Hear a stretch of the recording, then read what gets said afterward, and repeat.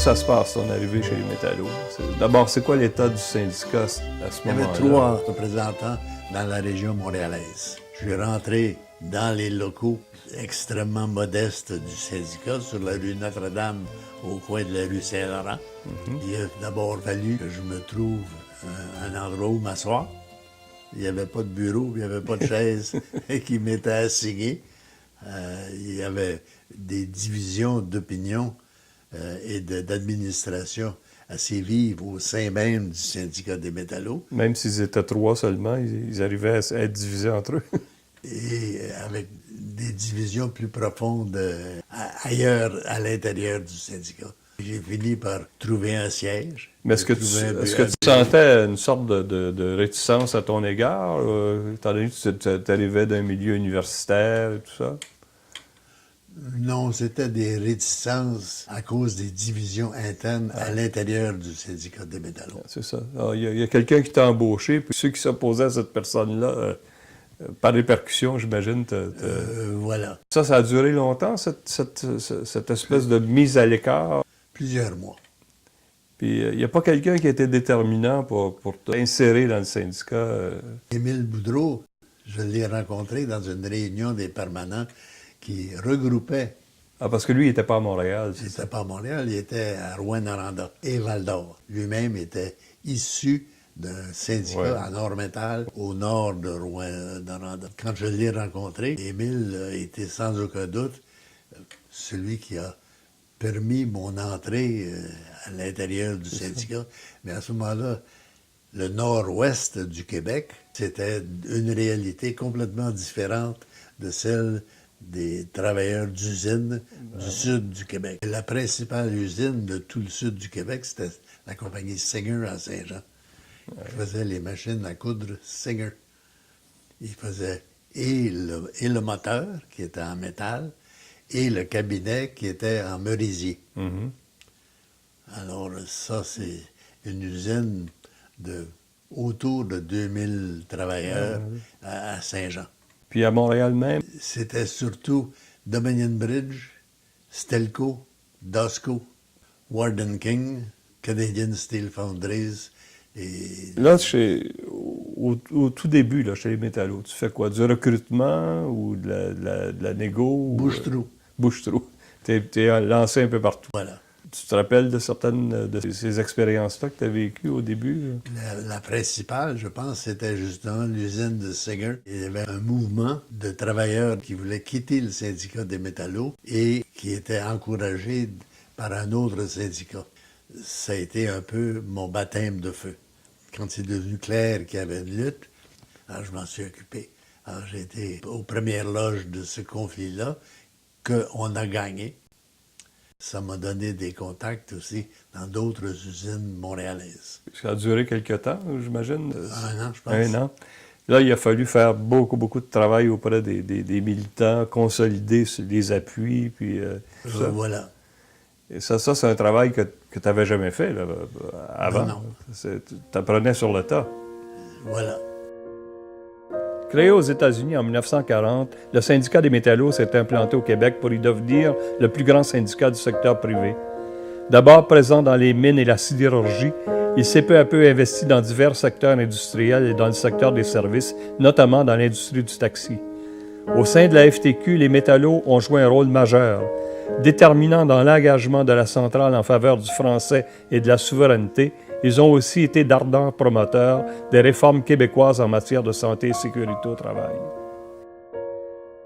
Et souvent, j'avais à intervenir comme négociateur à la suite d'une campagne d'organisation qui avait réussi. Et c'est comme ça que j'ai été d'un endroit à l'autre. C'était un travail dont j'étais ravi et qui marchait très bien.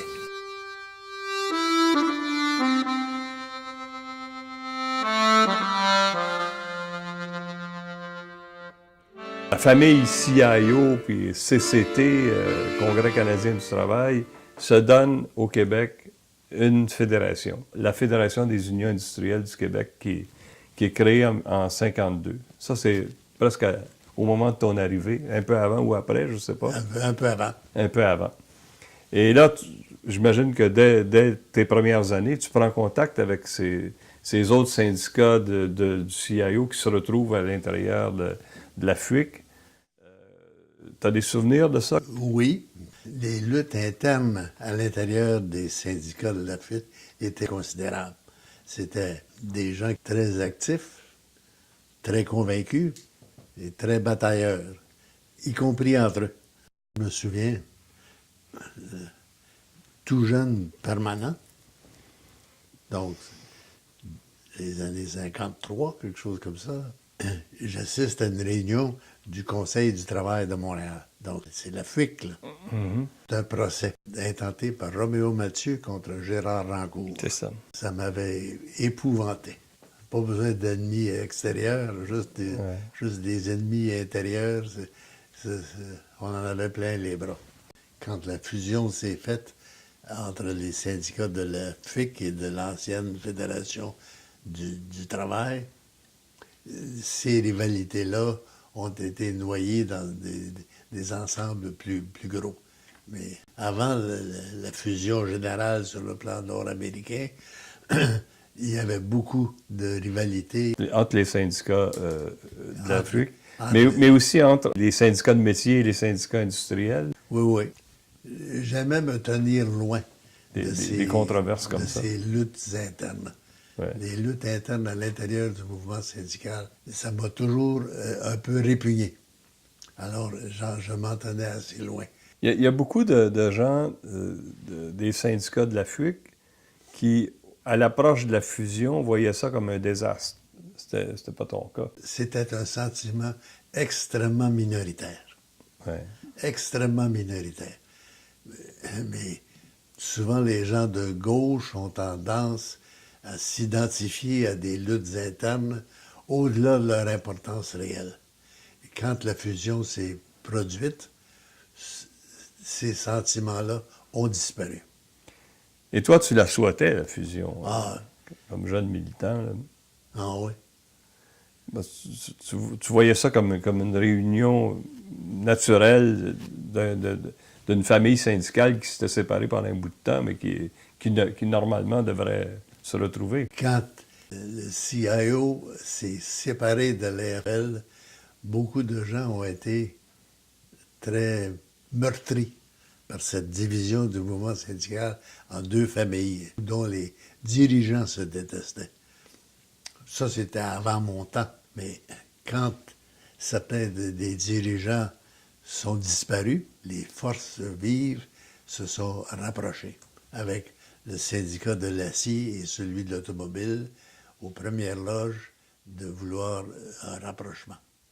Avant la fusion, il y a à l'intérieur de la FUIC tout un mouvement puis une réflexion pour favoriser l'action politique autonome au Québec. Et là, c'est le manifeste de Joliette. Tu te souviens de ces débats-là? J'y participais, mais pas comme un participant actif. Mon énergie était à peu près totalement concentrée sur l'action syndicale proprement dite. L'action politique, je la suivais de près, mais je ne peux pas dire que j'y consacrais des heures épouvantables. Mes amis étaient mêlés. Émile Boudreau, Fernand Daoust, André Thibodeau, Jacques-Victor Morin, ils étaient mêlés le cul par-dessus tête dans ce débat-là. Je les suivais, mais de loin. Pour moi, ce n'était pas une priorité. Moi, c'était l'action syndicale, prolongement politique. J'étais complètement d'accord avec le fait qu'elle existe, mais je ne peux pas dire que j'en étais un des protagonistes énormes.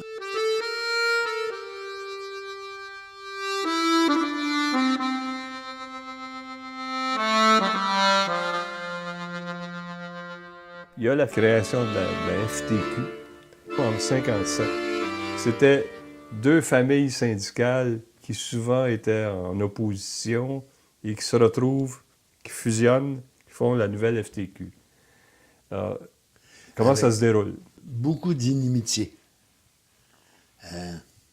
Des haines anciennes et vivaces, du mépris, particulièrement chez les gens de gauche dans l'Afrique, avec un mépris considérable.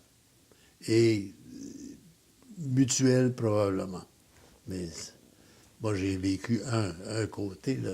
C'est pour ça que la phrase de Jean-Marie Bédard, « camarade Chêne », Jean-Marie Bédard, qui était un militant syndical, très marqué à gauche. et Bernard Chêne, du syndicat du vêtement pour dames, qui, lui, est identifié un peu à des syndicats plus conservateurs, mettons.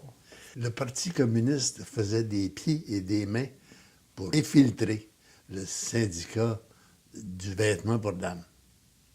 Et surtout des femmes. Là. Ouais.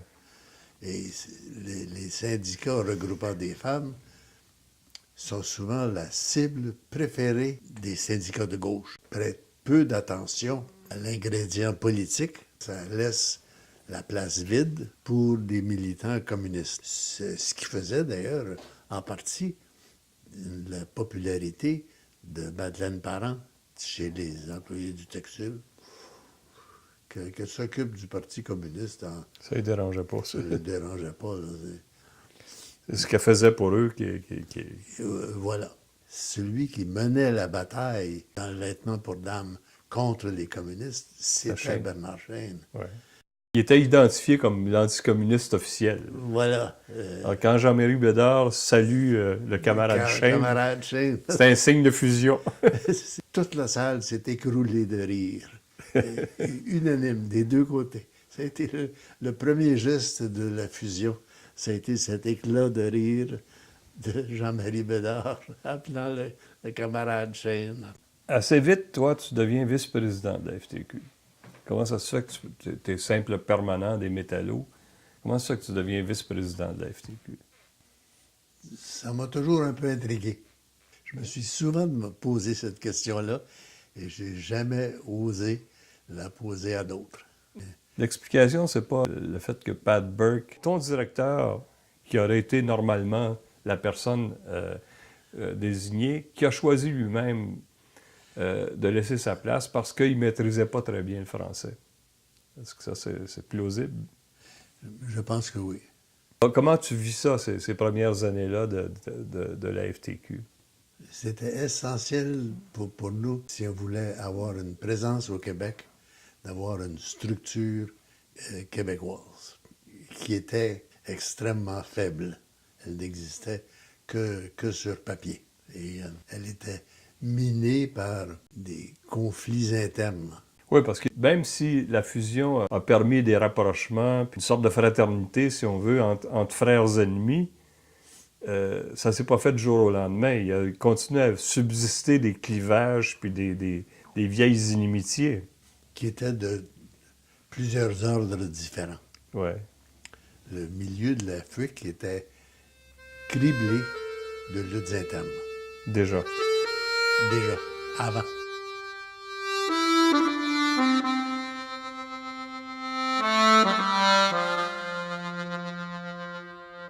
« 1957, la marche sur Murdochville. J'étais en vacances. Émile vient me rejoindre. Il dit, la grève est en train de s'effoirer à Murdochville. Il dit, il faut que je monte là. Puis il dit, tu viens avec moi. Alors, on est partis tous les deux ensemble. Ça a été la fin de mes vacances. Et puis là, on est monté à Murdochville. On a rencontré les principaux membres du comité de direction qui avaient un portrait extrêmement sombre de la situation. Le nombre de travailleurs qui retournaient au travail augmentait. Personne n'était enthousiaste, y compris Michel Chartrand. Alors là, Émile et moi, on est revenus à Québec et on rencontre Bill Monet qui était à Ottawa, qui a pris l'avion. C'était le directeur canadien des métallos? Oui. Puis là, on lui explique l'affaire et la suggestion d'organiser la marche sur Murdochville. Mais là, ça prenait du monde. Alors, Bill Monet a rejoint Claude Jodoin. Président du Congrès du travail du Canada. Et Gérard Picard. Président de la CSN. Alors, avec l'appui de Claude Jodoin pour la FML, nos copains de la FUIC, Gérard Picard pour la CSN, et en particulier les grévistes de l'Alcan. Ah, L'aluminium était en grève à ce moment-là. Oui. Les métallos étaient étroitement supporters de la grève de... Ah oui? Ah bon. Oh, oui. Là, c'est l'organisation de la Grande Marche là, sur Murdochville. Alors là, Émile et moi, on a fait le tour de tous les syndicats alentour de Montréal pour les mobiliser. On doit dire, on a eu l'appui de Huguette Plamondon, Louis Laberge. C'était deux rails complètement parallèles et séparés. Oui. Et puis, il fallait pas parler de l'un à l'autre. Mais les deux ont accepté. Les deux ont accepté. Et les deux ont fait un énorme travail de mobilisation. Il y avait du monde de Canadair, puis du monde des Salaisons, et de tous les gens qui connaissaient. Là. Quand tu mets 4 ou 5 personnes dans une voiture, là, ça, c'est une voiture. Une autre voiture, ça remplit des chums, des gens qui se connaissent, qui se donnent des lifts, qui font des ententes pour coucher.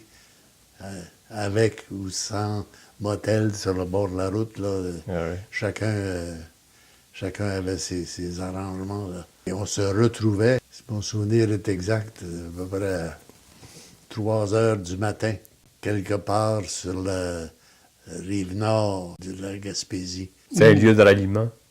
Oui. Là, pour partir, j'imagine, en caravane? Là. Oui, jusqu'à la mine. Il y avait des centaines d'autos. Oui. Ah, il y avait 3 000 à 4 000 personnes à mon sens. C'est comme ça qu'il y avait beaucoup d'autos stationnés qui ont été renversés par la police provinciale. Il n'y avait personne dedans. Ma femme était enceinte, puis à un moment donné, je la vois qui descend dans la rue. Nous, on avait une chambre à l'hôtel. Je la vois qui descend dans la rue, puis qui filmait tout ça. Vous n'avez pas conservé ces pellicules-là? Oui, jusqu'à la nuit. Parce que la nuit, la police est venue puis a tout détruit ces films. Ah.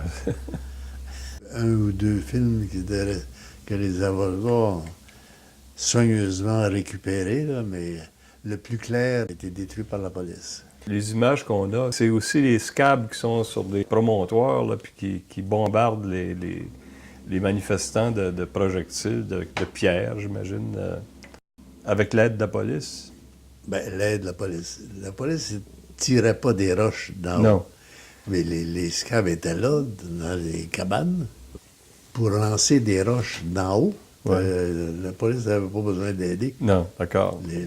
Les scabs faisaient ça eux-mêmes.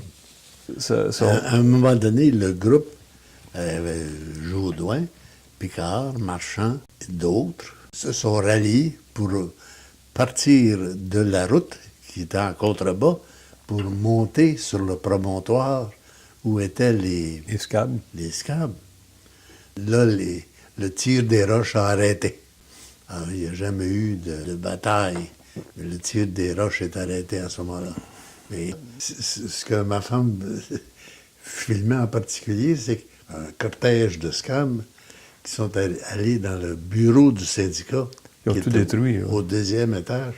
Puis qui ont tout jeté ça dehors. Les chaises, les tables, les typewriters, tout ça. Malgré l'exceptionnelle mobilisation du mouvement syndical et de l'opinion publique, le conflit prend fin le 5 octobre 1957 par une défaite amère. Le syndicat n'est toujours pas accrédité. Il faudra attendre jusqu'en 1965 pour que le syndicat des métallos obtienne la reconnaissance syndicale à Murdochville. Solidement implanté par la suite, il négociera des conditions de travail avantageuses pour ses membres et y demeurera jusqu'à la fermeture définitive en 2002. La lutte a été si forte que sur la Côte-Nord, les compagnies ont décidé de ne pas lutter à la Murdochville contre l'arrivée du syndicat, en se disant que ça va être un autre Murdochville. Ouais. Et l'arrivée sur la Côte-Nord, Sept-Îles, Port-Cartier, Shefferville, Labrador-Cité, Fermont, Havre-Saint-Pierre, ça a été en partie à cause des événements de Murdochville.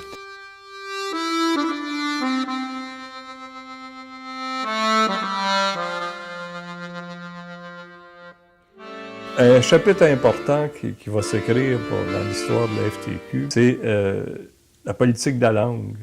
Et cette politique de la langue-là, t'en es le rédacteur. Ah, c'était une lutte qui s'est installée sur plusieurs années. Ah ben oui. Ça a été des débats durs parce qu'au début, il y avait une forte résistance du côté des Laberge, puis plusieurs syndicats, j'imagine les syndicats du vêtement. Puis... Toute cette question-là, ça nous agitait profondément. Profondément. À quel moment tu as senti qu'il fallait absolument qu'on pose des gestes forts au Québec pour protéger le français comme langue de travail? Un des souvenirs les plus vifs que j'ai, c'est avec Bob Saumur. Il y avait eu des problèmes de fonctionnement importants dans le local de Stelco La Chine, dont Bob Saumur était un membre actif. Il y avait un renouveau, il y avait plusieurs factions. J'ai dit à Bob, c'est toi qui devrais être président. Oui, mais il dit, je parle pas anglais. Je me souviens de me réveiller, je dis, écoute, on ne parle pas anglais. On se débrouillera avec ce problème-là une fois que tu seras élu. Puis effectivement, et ça m'est toujours resté qu'un gars aussi impliqué dans le syndicat puisse ne pas vouloir se présenter parce qu'il ne parlait pas anglais. Plusieurs, dans la tradition de la métallurgie montréalaise, là, plusieurs des hommes de métier étaient anglophones. Ah, d'accord. Les meilleurs emplois, les personnes les plus éduquées, les plus impliquées dans le syndicat, c'était des anglophones. Pas nécessairement intolérants vis-à-vis du français, mais ils ne le parlaient pas. Le gros syndicat local de Stelco, 1195, Stelco Notre-Dame, le piston du renouveau de ce syndicat-là, c'était Charlie Smart. Mais je m'entendais très bien avec Charlie Smart. Mais il ne parlait pas un mot de français. Puis plusieurs des hommes de métier qualifiés ne parlaient pas français non plus. Ils étaient entourés de jeunes parlant français qu'ils développaient. La transition de l'anglais au français n'a pas été facile dans la direction des entreprises, mais dans la direction des syndicats locaux, c'était pas évident non plus. Est-ce qu'ils résistaient? Est-ce qu'ils se rebiffaient? Ils n'étaient pas contents. Ils n'étaient pas morts de rire, là. Mais en gros, il n'y a pas eu de lutte. Non. Ils ont tout simplement disparu. J'imagine que c'est un peu comme ça qu'ils raisonnaient. Ils se disaient, oui, c'est normal, la majorité sont francophones. Quand c'est arrivé la position sur la souveraineté, le débat était terminé. Sans aucun doute que la transformation chez les militants des métallos a été considérable. Alors qu'ils étaient au départ anglophones et lourdement représentés par rapport aux francophones, il y avait aussi derrière eux tout un essai de gens plus ou moins jeunes qui, eux, voulaient l'usage du français être beaucoup renforcé par l'action gouvernementale et l'action syndicale à l'intérieur de chaque usine. Ça a duré sur quelques années, mais il y a eu une transition extrêmement importante chez les militants. Ça se serait reflété au niveau de la FTQ et de ma participation au bureau de la FTQ. Alors qu'un bonhomme comme Louis Laberge aurait été beaucoup moins exposé à ça que moi je l'étais. Et finalement, la position de la FTQ a été finalement assez claire, mais à la suite d'une immense transition, plus que le débat, une énorme transition, où les militants anglophones chez les métallos se sont ralliés sans que je me souvienne du moindre débat divisif à cet effet-là. Mais on m'en aurait peu parlé parce que mes positions là-dessus étaient assez claires. Mais quand tu prends position sur des sujets chauds comme ça, tu limites aussi le nombre d'interlocuteurs qui vont te parler. Jean-Général Lajoie a laissé une marque indélébile non seulement dans son syndicat, mais aussi dans l'ensemble du mouvement syndical québécois et plus particulièrement à la FTQ.